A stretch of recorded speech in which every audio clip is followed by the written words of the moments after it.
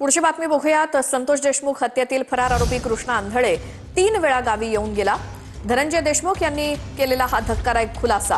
कृष्णा आंधळेला अटक करा, धिंड काढा अशी मागणी धनंजय देशमुख यांनी केली आहे। कृष्णा आंधळेकडनं आमच्या जीवाला धोका असल्याचं देखील ते म्हणाले।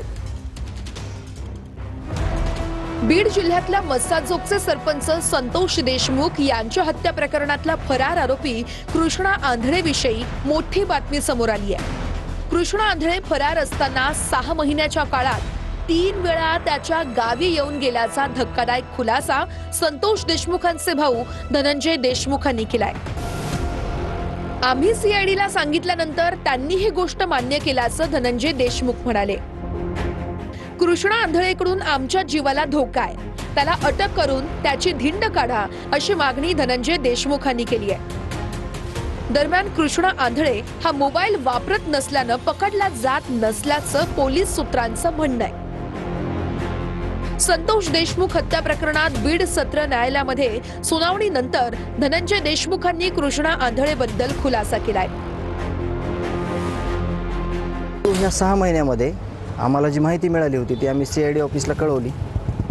3 वेळेस हा आरोपी गावाकडे येऊन गेला, 3 वेळेस, आणि ही माहिती खरी होती आणि त्यांनी देखील मान्य केलं की हा आरोपी तिथे आलेला होता। आमच्या सगळ्या कुटुंबाला जीवितास धोका आहे, कारण का हे आरोपी म्हणजे सैतानी वृत्तीचे सगळे लोक आहेत। त्यांचं समर्थन करणारे तिथंच आले, हे आरोपी तिथंच आले, तर त्या गोष्टीवर आम्ही त्यांना मागणी केलेली आहे। लवकरात लवकर त्याच्या मुसक्या ओढून त्याची पूर्ण जिल्हाभरात पोलीस प्रशासनानं धिंड काढून लवकरात लवकर त्याला जेलबंद करावं अशी आमची मागणी आहे आणि ते लवकरच होईल अशी आम्ही अपेक्षा ठेवतो। या प्रकरणातल्या 4 आरोपींनी विशेष सरकारी वकील ॲडव्होकेट उज्ज्वल निकम यांना बदलण्याची मागणी केली आहे। हत्या प्रकरणाची पुढील सुनावणी आता 6 मार्चला होणार आहे। ते गंभीर बाब आहे, त्याच्यावरती मग तर हे गृह मंत्रालयाला कळवायला लागेल की जर एक कुख्यात गुंड त्या आरोपी त्यांनी संतोष देशमुखांचा खून करून ते फरार झाला आहे आणि तो जर मस्साजोगमध्ये येऊन गेला असेल तर ही गंभीर बाब आहे, त्या कुटुंबाला धोका आहे। मागणी केलेली आहे की या आरोपी त्याच्या गावाकडे 3दा-4दा येऊन गेला।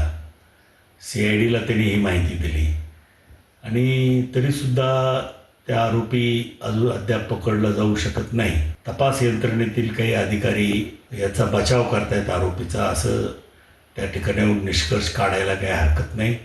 मी माननीय मुख्यमंत्र्यांना विनंती करणार आहे की या बाबतीमध्ये त्यांनी वैयक्तिक लक्ष घालून तपास यंत्रणेला सक्त आदेश या आरोपीला लवकरात लवकर जेरबंद करण्यात